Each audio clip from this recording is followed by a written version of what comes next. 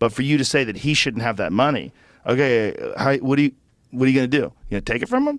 Who's going to take it from him? The government? Armed people? What are you doing? Because that's the only way he's going to give it up. It's the only way.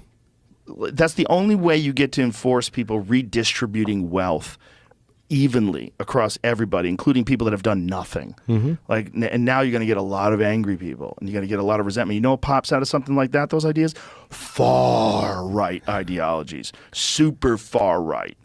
That's the rebound to this radical leftism. Steve Bannon was talking about that. He was talking about Trump, like the people that are afraid of Trump. They're like, he's a moderate. He's a moderate in this movement. And believe me, if you guys fuck with him more, someone else is going to come along that's going to resonate with these people that realize they're getting fucked. And it's going to be just like what's happening in Argentina, where this guy gets elected and he's like, fuck everything. Everything's got to go. Everything's got to go. And it's wild because people are very excited about that. There's a groundswell of people that are really fucking fed up with this bullshit being implemented in all sorts of countries all over the world. They're passing these wild hate speech laws in the UK we were talking about yesterday, where you can get arrested if you have something on your phone that could be used to incite violence. So if someone sends you a meme, it's a hilarious meme that someone decides that meme could incite violence because it's offensive. Yeah, they could arrest you. This is wild, wild shit. And this is the kind of thought process that leads us down a very bad path. I think that's where people start to sell this thing as this is a utopian future, right? Where everybody's equal, everything is the same. We're all, in this fictional reality together. But what they don't understand is it is not look like that. It looks like a dystopian nightmare is what it looks like. In order to get to this place that you're briefing us is so amazing and equal, it has to take so much control. It's anti-psychology, it's anti-human, it's anti-freedom. Like when you take a person's freedom, that's the most valuable thing that we have. Yeah. It's you're taking away the human purpose. And that's the thing that I often kind of like wrestle with people. It's like you can't take away an individual's purpose and expect, or try to, and expect that to go well. It's just not. It's not. Like you can't put them into a factory job and say, well, you know what? This is your plight in life for the rest of your life. This is what you're going to do, and take away their entire existence and essence, their ability to create and thrive as an individual. That doesn't work. It doesn't work. And also, you're going to get the haves and the have-nots like you had in Cuba. You get the haves and the have-nots like you have in China. Mm-hmm. China has kind of a hybrid system, right? Like they allow some form of capitalism, but until you step out of line, and they send you to the bodies exhibit. Yeah. It's wild how many young people are not getting this information. And I think many young people are getting it now. They understand it now because of podcasts. Mm-hmm. And but they're outnumbered by the people that are just the zombies that are buying into this shit wholesale. And they're out there. And they're out there with these very strong opinions that are not very well researched at all, a lack of understanding of human nature, and also a lack of understanding of all the forces that have led them to this particular ideology in the first place. We are, as a culture, being manipulated. Mm-hmm. We're being manipulated. And it's moving us further and further away from just sanity, just pure sanity. It's the foundations of Western logic, right? They're trying to poison the roots of Western logic by completely rewriting what we would call the history of the world and the progression around physics and math, and you name the thing that's under assault. It's under assault today. And I think who benefits from that? You just have to look around and say, who benefits from that?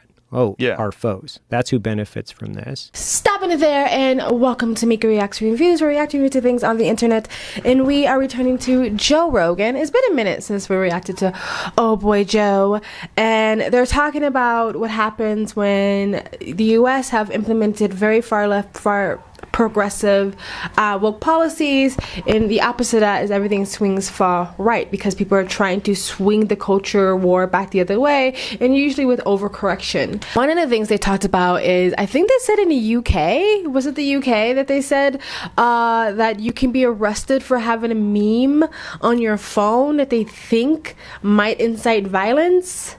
How Orwellian that is. That is insane. Well, you literally have to like scrub your phone before you walk out the house because you think that you might have a meme in your phone that someone might perceive as inciting violence. It's a joke, bro. That's crazy. If that's true, that is insane. If that's true, how the hell did the citizens of that country allow that to happen? That is freaking insane to me. Joe's saying that we've gotten to the point where like we've lost like all insanity or logic.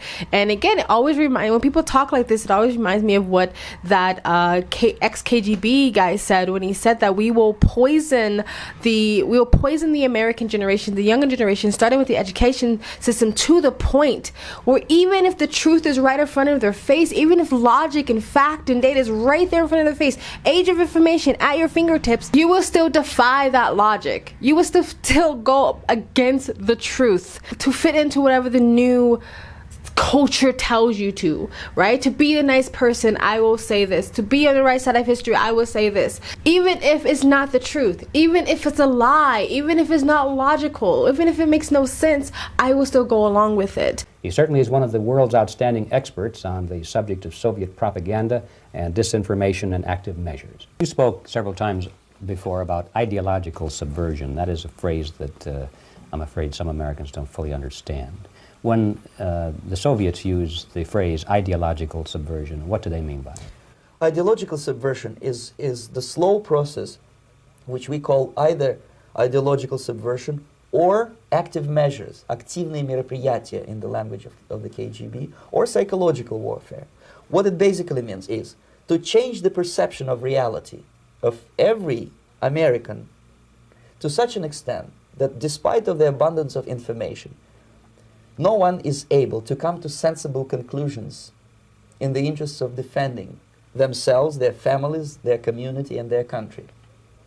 It's a great brainwashing process which goes very slow, and it's divided in 4 basic stages.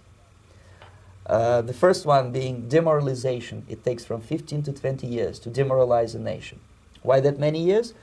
Because this is the minimum number of years which requires to educate one generation of students in the country of your enemy, exposed to the ideology of the enemy. In other words, Marxism-Leninism ideology is being pumped into the soft heads of at least 3 generations of American students without being challenged or counterbalanced by the basic values of Americanism, American patriotism.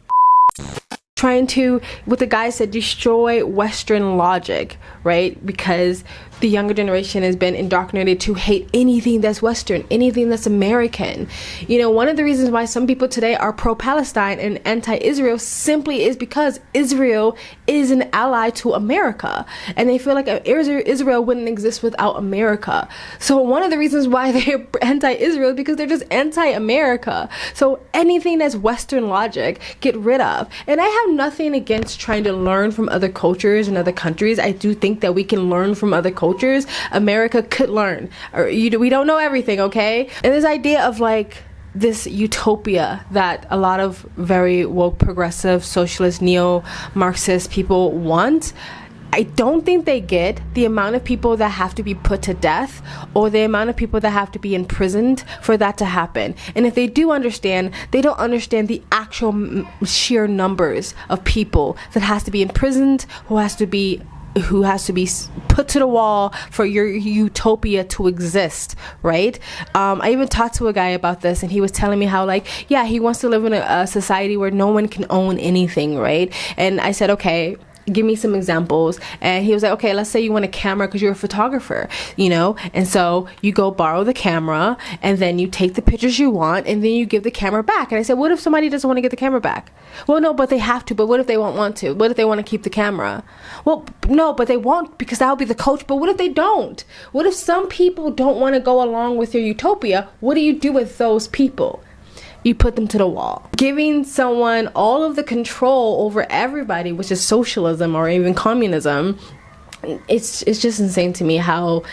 And I get why young people go for it, because they're idealistic. That is what it is to be a young person. You're idealistic, right? You think, you know, you just say a couple of beautiful words and people will understand that this is the best way to go and everybody will just go along with it. No, that's not how things are. People like their freedom. People like their things. People like to do what they want to do, and they're going to fight tooth and nail to keep it. So again, if you want your utopia, there's going to be have to be a lot of lives lost to get there. Yeah, like you said, taking people's purpose away. The freedom to have a purpose, even though, you know, I feel like the West is kind of a purposeless society. I think that's one of the reasons why we have such mass amounts of mental health issues. And one of the reasons why mental health is issues because people have a lack of purpose. But just taking people's freedoms away to have that purpose, people are going to fight for that. But I also think the right does this too. Again, I think this is the overcorrection of trying to go back to this sort of romanticized fantasy of the 1950s and the 1960s. It's also just LARPing. That's not going to happen. It's never going to happen. Let's stop talking about it and let's actually talk about realistic outcomes here. But for the most part, I think most people are in the middle who just want to go back to the early 2000s when the world seemed a lot less crazy. When we know what a woman was, we weren't okay with kids mutilating their bodies, we weren't getting arrested for having memes on your phone. You know, the good old days. Anyway, guys, tell me what you think of this video. What I said, what Joe Rogan said, what Joe Rogan's guest said. If you agree with us or disagree with us, let us know in the comment section below. Please like, comment, subscribe, hit that bell to get the notifications when I do upload. All of that really does help with the algorithm, guys. Please donate. It helps keep me on this channel, and you guys have an amazing day.